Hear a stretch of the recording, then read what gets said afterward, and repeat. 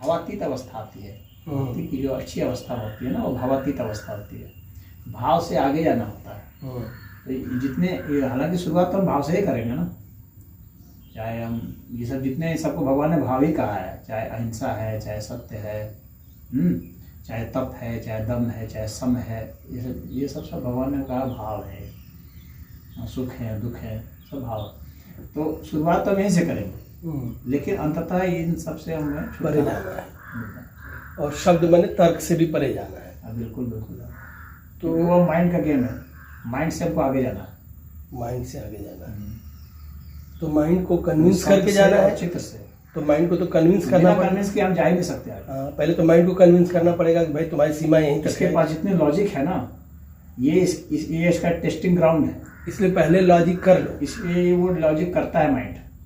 जब उसको आप पूरा संतुष्ट कर देंगे तभी वो अलाउ करेगा आपको एंटर करने। यही बात गुरुजी, आपकी बात बहुत अच्छी। जब तक आप लॉजिकली सही नहीं रहेंगे ना, तब तक आप नहीं जा सकते। वो रोक ही देगा, संशय पैदा कर देगा ना, जिससे आपके भाव में कमी आ जाएगी। हाँ, यही बात गुरुजी मुझे लगती है। जैसे हमने क्या है, हमने क्यों वैष्णो देवी का पूछा, क्योंकि अगर संशय रहेगा तो वो फिर आपको वो रोकेगा। बिल्कुल रोकेगा। और जब आप उसको साइंस से, आपने कन्विक्शन से जब मान लेंगे, तब आपको लगेगा yes this happen like this. जब आपको माइंड को संतुष्ट करके ही आगे बढ़ना है। ज्ञान योग यही करता है। बिना, अगर संतुष्ट नहीं किया ना, तो आप में भाव जागृति नहीं हो पाएगी पूरी। कहीं ना कहीं संशय रहेगा, और संशय से भाव छिन्न भिन्न हो जाता है। और संशय को आप ऐसे नहीं हटा सकते कि चलो हटा दिया तुमको, या मान लिए कि हाँ ये संशय को आप नहीं हटा सकते। हाँ, या अगर आप मान लेते हैं तो उससे भी नहीं हटा सकते। आपके माइंड के पास अगर इतना लॉजिक नहीं हो तो आप तो चल जाएगा काम। हाँ, या तो आप माइंड लॉजिकलेस हो। हाँ, माइंड में उतना, जिसके गंवार लोग जो है ना, जल्दी भक्त हो जाते हैं, उनको जल्दी दर्शन हो जाता है। अच्छा, क्योंकि उनके पास वो उतना लॉजिक नहीं होता है ना, लॉजिक नहीं करते हैं वो। सही बात, असली बात ही है, असली बात ही है। तो वो उतना लॉजिक नहीं करते हैं, उतना लॉजिक कर पाते हैं। हाँ। तो इसीलिए उनका दिमाग बहुत जल्दी संतुष्ट हो जाता है। बस वन साइड हो जाते हैं, बाबा प्रभाव में चालू हो जाता है। बस दिमाग को आपको संतुष्ट करना है। जहाँ बुद्धि लगती है वहाँ फिर शुरू हो जाता है नौटंकी। जब लगा दिया नहीं तो यही बात हमेशा हम कहते हैं, यही बात हम कहते हैं कि जितने संत महात्मा हुए सब अनपढ़ थे, मैक्सिमम अनपढ़ नहीं, मैक्सिमम। अब ठाकुर को पकड़ लीजिए, कबीर को पकड़ लीजिए, तुलसीदास, कबीर, सूरदास, कितने पढ़े लिखे थे, लेकिन उसके बाद जो उनकी उपलब्धि हुई, तो लोग उसको समझने में असमर्थ है। नहीं, मतलब अनपढ़ की बात कर रहे हैं तो ज्यादातर ठीक है, मान लेते हैं उनको। अनपढ़ एक अलग चीज है, लॉजिक एक अलग चीज है। और जैसे वो थे आपके, वो गुजरात के थे। हाँ, वैसे बहुत सारे संत रहे हैं जो दर्शन किए हैं, जो कि हम ज्ञानेश्वर, नहीं वो बहुत उच्च स्तर के, तो हो गए ये थे, बहुत उच्च स्तर के थे। अरे क्या, नरसिंह भक्त जो नरसिंह मेहता जो थे, तो वो भी तो नहीं। तो आप जो उच्च कोटि के संत हैं गुरुजी, देखिए वो उसमें से कौन बहुत पढ़ा लिखा है? संत छोड़िए, संत अलग हो गया। आप जैसे संत ज्ञानेश्वर जी की बात कर रहे हैं, तो वो भी तो वैसे ही वैदिक की पढ़ाई पढ़े हैं ना। संत अलग हो गया, वो ओवरऑल पढ़ाई नहीं है। हाँ, वो एक उनकी पढ़ाई तो अवश्य है, परंतु वो पढ़ाई जो है ना, वो शास्त्रीय पढ़ाई है।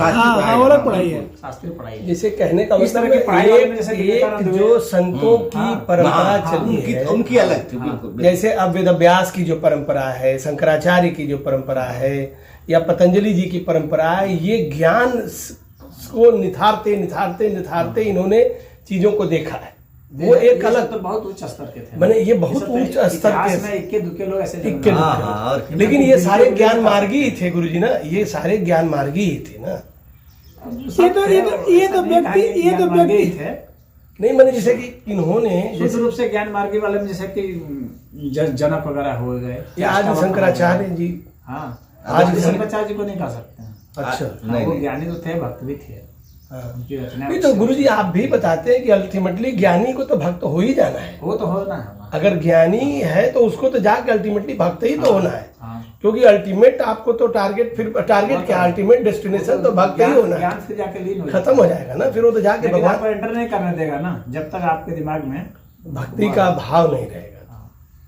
और जब तक आपके पास तर्क संतुष्ट नहीं हो गया। आपके पास कम तर्क है तो वो चलेगा, लेकिन आप तर्क से संतुष्ट होकर के ही आप भीतर जाएंगे। तो इसीलिए जो थोड़े गवार टाइप के लोग हैं, वे जल्दी संतुष्ट हो जाते हैं, उनका माइंड उतना तर्क नहीं कर पाता है, तो तुरंत एंट्री हो जाती है। नहीं तो जैसे अब तो व्यक्ति की प्रवृत्ति पर निर्भर करता होगा तो एक व्यक्ति की प्रवृत्ति पर निर्भर करता होगा। जिस आदमी की प्रवृत्ति अन्वेषण टाइप की है या एनालिसिस की है, तो वो तो पूरा संतुष्ट होगा, तो वो तो जब संतुष्ट होगा तभी जाएगा। तभी है उसको, तभी एंट्री मिलेगी और तभी वो जा भी सकेगा और तभी उसको जाना भी चाहिए। हाँ, तभी उसको जाना भी चाहिए, अन्यथा उसको जाने का कोई मतलब नहीं, फिर तो विश्वासी बन गया वो। वही बात है। अब जैसे हम तर्क कर रहे हैं, जब तर्क से संतुष्ट हो जाते हैं, जैसे आजकल मुझे जो भाव जागता है वो इसलिए कि अब मैं तर्क से धीरे धीरे देखता जा रहा हूँ लिमिटेशन मनुष्य की या किसी की भी, तो लगता है कि यार तुम कहाँ ये तर्क के मैंने या ये लिमिटेशन क्यों नहीं समझ रहे हो, बुद्धि की या एनालिसिस की या इन चीज़ों की। तब फिर आदमी कहता है कि हाँ सरेंडर। इस प्रक्रिया में, पूरी प्रक्रिया में भगवान का क्या रोल है, उनकी कृपा का क्या रोल है?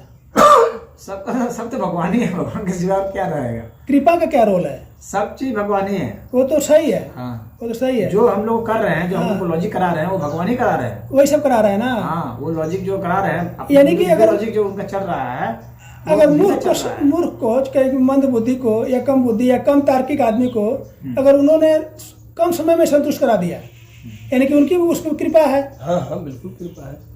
यानी कि वो अपना प्रारब्ध हमसे बढ़िया लेके आया है या उससे बढ़िया प्रारब्ध लेके पैदा हुआ है। वो ऐसा है कि वह व्यक्ति जो को गंवार टाइप का लग रहा है, लेकिन आध्यात्मिक प्रवृत्ति का झुकाव का है। हाँ हाँ, खाली गंवार हो जाना ही पर्याप्त नहीं होता हाँ, है, हाँ, आध्यात्मिक झुकाव होना चाहिए। तो हाँ, उसके जो संस्कार हैं वो रहे है ना, तब किए हैं। हाँ, वो उसका लेके आया, अपना अंश लेके आया, तभी उसी के अनुसार की उस पर कृपा जो आएगी उसी रशियों में आएगी। तो नहीं तो वो तो भोजन राशन कोई दुनिया मान के चला जाता है। गंवार तो ज्यादातर गंवार तो क्या होता है, उनको तो कपड़ा, भोजन और काम, मतलब हम लोग इसको आध्यात्मिक गंवार की भाषा में कह सकते हैं। इसका नाम है आध्यात्मिक गंवार कह लें उसको। एक आध्यात्मिक बुद्धिमान हो गया, एक आध्यात्मिक गंवार हो गया। आध्यात्मिक गंवार नहीं कहेंगे, गंवार जो आध्यात्मिक है। ये बात ये भी कह सकते हैं। वह बुद्धिमान जो आध्यात्मिक की ओर चला गया या वह गंवार जो आध्यात्मिक कैसे गंवार हो जाएगा? क्योंकि आध्यात्मिक में अगर हम पहले लगा देंगे ना उसको विशेषण के रूप में ना, तो वो सही नहीं होगा ना, वो संज्ञा को सही इंगित नहीं कर रहा है। और एक बात और भी है कि गंवार आध्यात्मिक हो गया तो उससे बड़ा कोई अब ज्ञानी नहीं। हाँ, फिर वो कोई ज्ञानी नहीं। गंवार आध्यात्मिक हो गया तब उससे बड़ा ज्ञानी कौन है? तो रामकृष्ण परमहंस से बड़ा ज्ञानी कौन है? जो ऐसे गंवार लोग जो है ना, जिसको गंवार सामान भाषा में कहते हैं, वे जब आध्यात्मिक होते हैं तो वे जो समझाने के लिए जो उदाहरण देते हैं ठेठ टाइप का, बहुत प्रैक्टिकल देते हैं, जो वचनामृत है, बहुत प्रैक्टिकल होता है। हाँ, बहुत जैसे नहीं होता है कि बहुत प्रैक्टिकल होता है। जैसे ठाकुर जी जो एग्जाम्पल देते हैं तो वो कितना प्रैक्टिकल होता है। वो हम समझते हैं कि ज्यादा जो है लोकप्रिय है और प्रैक्टिकल है, ज्यादा काम का है, वनस्पति की जो शास्त्रीय उदाहरण देते हैं। अरे शास्त्रीय चीजों को समझ में आना और वो करना वो मुश्किल, वह ज्यादा अच्छा है, मतलब संसार के लिए वह ज्यादा अच्छा है। तो फिर तर्क करना क्या गलत जो है ना, वो ज्यादा भलाई कर सकते हैं। वनस्पति के जो पढ़े लिखे जो आध्यात्मिक व्यक्ति हैं उनकी अपेक्षा वो गंवार लोग जो आध्यात्मिक है वे ज्यादा भलाई कर सकते हैं। नहीं, लेकिन वो लेकिन जो क्लास है, जब एजुकेशन का लेवल हाई होता चला जाएगा, तब जैसे समाज का एजुकेशन का लेवल हाई हो रहा है ना, तो जब एजुकेशन का लेवल हाई होगा तब उनका रेलिवेंस घटने लगेगा। जैसे अभी उदाहरण देखिए, लेकिन अभी भी समाज में जो एजुकेटेड लोग हैं उनकी संख्या बहुत कम है अभी भी। जो मतलब हम नहीं तो गुरुजी स्वामी विवेकानंद ने इसीलिए तो 36% के आसपास एजुकेटेड लोग हैं। तो एजुकेशन का लेवल अभी भी लो है। ये लोग हैं जिनको कागजी रूप से एजुकेटेड, लेकिन अभी भी का जो तात्पर्य है, तो क्या अभी भी पूरा नहीं हुआ? अभी तक कहाँ एजुकेटेड सारे लोग हुए? नहीं, हमारा बात मतलब समझिएगा, अभी भी जो शब्द है ये इतनी सदियों से कब से सृष्टि बनी हुई है, तब से लेके अब तक कभी अभी पूरा नहीं हुआ। नहीं होगा, कंप्लीट नहीं हुआ। कौन सी पूरा नहीं हुआ? मैंने एजुकेटेड आप ये कह रहे हैं कि अभी भी जो भी चीज आपका है, जो चीज जिस क्षेत्र अभी भी तो नहीं होगा ना, जिस क्षेत्र पकड़ लें आप, ये कभी हुआ नहीं हुआ। अभी भी लोगों की कितनी सृष्टियां, अभी भी लोगों की जो मैं वही कह रहा हूँ रोग नहीं मिटा, मैं वही कह रहा हूँ अभी भी इतनी बार सृष्टि बनी बिगड़ी होगी, क्या ये अभी भी पूरा नहीं हुआ हो? कभी नहीं पूरा हुआ होगा। यानी कि प्रभु की इच्छा की ना पूरा हो कभी भी। असल में यह है ना कि यह अस्तित्व जो है ना, यह अस्तित्व विकासशील है।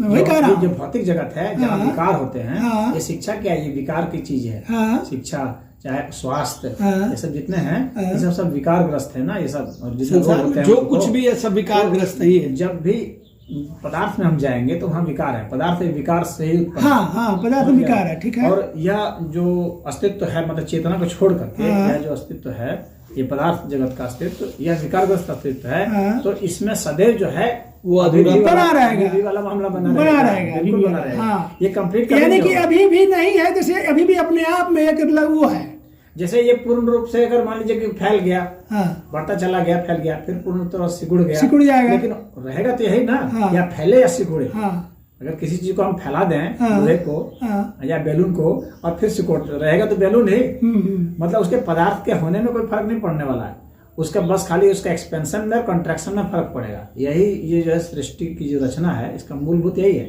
यहाँ जो फील्ड है साइंस में, तो फील्ड है, इस फील्ड के रिपल से जो है फिर ये सब बनते हैं ना, क्वार्क्स वगैरह सारे बनते हैं, जितने भी फील्ड हैं, चाहे इलेक्ट्रॉन वगैरह जितने भी हैं, सब बनते हैं उस फील्ड से, उसके फील्ड में रिपल पैदा किया जाता है एनर्जी का, तो उससे बनते हैं। तो ये चाहे पार्टिकल्स बनते चले जाएं, चाहे फिर जाकर के वहीं पर आकर फिर जाकर फील्ड में चले जाएं, लेकिन रहेंगे तो वही ना, रहेंगे तो पदार्थ, ये चेतना तो नहीं होंगे। इनका जो चेतनागत अस्तित्व है, वह अस्तित्व जो है इस द्वंद से अलग है। वह अस्तित्व जो है स्वस्थ है, उसको स्वस्थ कहा गया है, पूर्ण है, उस अस्तित्व को पूर्ण कहा गया है, उसको वास्तव में ज्ञान स्वरूप कहा गया है। तो वह एक अलग डायमेंशन हो जाता है, इसलिए क्योंकि आपको इस द्वंद को लांघना होता है, सीमा को लांघना होता है, तभी उस पूर्ण का अनुभव तभी होगा। तो ये सब जो प्रपंच चल रहा है, इसका क्या वो है तात्पर्य, क्या इसका उद्देश्य क्या है? ऐसा है ना कि यह अस्तित्व किसी उद्देश्य से नहीं है। हाँ। पहली बात तो ये समझना। अच्छा। ये अस्तित्व है इस वजह से उद्देश्य का हम लोग एक कैलकुलेशन करते हैं, हाँ। या एजम्पशन करते हैं। हाँ। यानी उद्देश्य की वजह से अस्तित्व नहीं, अस्तित्व की वजह से उद्देश्य है। अस्तित्व से उद्देश्य है, क्रिएट हो जा रहा है, अस्तित्व की वजह से उद्देश्य, उसमें एक क्वेश्चन मार्क बना दे रहे हैं। हाँ। अन्यथा बट ऐसा कुछ है नहीं है, उद्देश्य नहीं है, वैसे अस्तित्व ये नहीं आया है। हाँ हाँ। ऐसा नहीं है कि आपने क्वेश्चन किया इसलिए अस्तित्व बना। हाँ। अस्तित्व है इसलिए आप क्वेश्चन कर पा रहे हैं। हाँ हाँ। समझ गए कि कारण संबंध है, तो ये कारणातीत है। गुण संगों से जो यह जो है ये कारणातीत है। हाँ। अगर उद्देश्य पूछेंगे इसका मतलब कारण हो गया, हाँ। उद्देश्य का मतलब कारण ही तो हुआ। और यह कारणातीत है। कारणातीत क्यों है? क्योंकि यह अनादि और अनंत है, इसलिए कारणातीत है। जो चीज अनादि और अनंत नहीं है उसके कारण होंगे, जो भी चीज अनादि अनंत नहीं है उसके कारण होंगे। तो थोड़ा एग्जांपल से बता दीजिए। जैसे कोई भी चीज, जैसे अभी उदाहरण के लिए मान लीजिए यही है, हाँ, यही है, इसके कारण है। हाँ। कारण क्या है? ये किस चीज से बना जी, इसका कारण वही ना, ये कार्य हो गया। अब इसका कारण है जिस चीज से बना, जैसे कि मान लीजिए इसमें धागे हैं, हाँ, सूत के धागे हैं, तो सूत से बना। फिर वो जो सूत है फिर उसके भी कारण हो, क्योंकि वह सूत भी कार्य हो गया अपने अर्थ पर, इसके लिए तो वह अच्छा, कारण है, समझ गया। लेकिन अपने अर्थ में तो वह कार्य है। अब वह सूत किससे बना, तो वह कारण है हो। किसी से बना, जैसे मान लीजिए कि कॉटन का पेड़ है, उससे बना, या केले से बना। हर चीज में कारण और कार्य दोनों आ कारण गए। और कार्य आते रहते हैं। हाँ। लेकिन अस्तित्व जो है, अस्तित्व का जो चेतन तो स्वरूप ये है, कब आएगा? ये किस चीज में आएगा? वह चीज में आएगा जिसकी सीमा हो, जो जड़ है, जिसकी सीमा हो, सीमा जिसकी भी सीमा हो, लिमिटेशन है, कार्य और कारण के संबंध में लिमिटेशन में जो आएगा। लेकिन जिसकी सीमा नहीं होगी वह कार्य और कारण के संबंध में नहीं वह सिर्फ परमात्मा ही वह है। कारणातीत हो जाएगा, और उसी को परमात्मा कहा जाता है। जहाँ हमारी कैलकुलेशन खत्म हो जाए, यानी इन सबको अगर टोटलिटी में देखा जाए उसी को तो अनंत हम परमात्मा कहेंगे। टोटलिटी में अगर देखते हैं जितने भी तत्व हैं उसके तहत पदार्थ भी आएंगे। हाँ, जैसे ये बनने बिगड़ने की प्रक्रिया का भी कोई अंत नहीं है। तो ये सारा जो है पूरा अस्तित्व जो है एक साथ लेंगे, होल लेंगे पूरा, तो उसको हम कहेंगे कि अनंत है। यह अनंत के तो अनंत और ब्रह्मांड में क्या फर्क है? अनंत से इसको हम बहिष्कृत नहीं कर सकते। हाँ, ये उसी अनंत का पार्ट उसी अनंत के तहत है ये। हाँ, इसको वो तो बहिष्कृत समझ कर देंगे गया। फिर वो अनंत नहीं रहेगा। क्या कहना है? अनंत और ब्रह्मांड हाँ दोनों अलग अलग चीज है। हाँ, बिल्कुल अलग अलग चीज है। अनंत में असंख्य ब्रह्मांड है। असंख्य ब्रह्मांड है। अच्छा, हाँ, अनंत में ब्रह्मांड एक फिजिकल हो गया, कंडीशन ब्रह्मांड एक छोटी यूनिट है, फिजिकल कंडीशन है। हाँ, हालांकि मतलब ऐसे फिजिक्स के हिसाब से तो बड़ी यूनिट है, लेकिन पूरे अनंत अस्तित्व के हिसाब से वो छोटी यूनिट है उसके सापेक्ष में। अंड है ना, उसमें अंड शब्द जुटा हुआ, अंड का मतलब हो गया आकार है उसका। अच्छा। समझ रहे कि नहीं? ब्रह्मांड यानी ब्रह्म का होता है फैलना, फैलने का जो आकार है उसकी जो सीमा है, तो फैलने की जहां तक सीमा जाएगी वो ब्रह्मांड होगा। अब वो जो सीमा के ऊपर भी जो है वो फिर और भी चीजें हैं। तो इस तरह से कई ब्रह्मांड हैं, कोई एक ब्रह्मांड नहीं है। अच्छा। हाँ, असंख्य ब्रह्मांड, इनकी गिनती नहीं कर सकते। तो यह अस्तित्व इस तरह से है। गुरुजी प्रयास के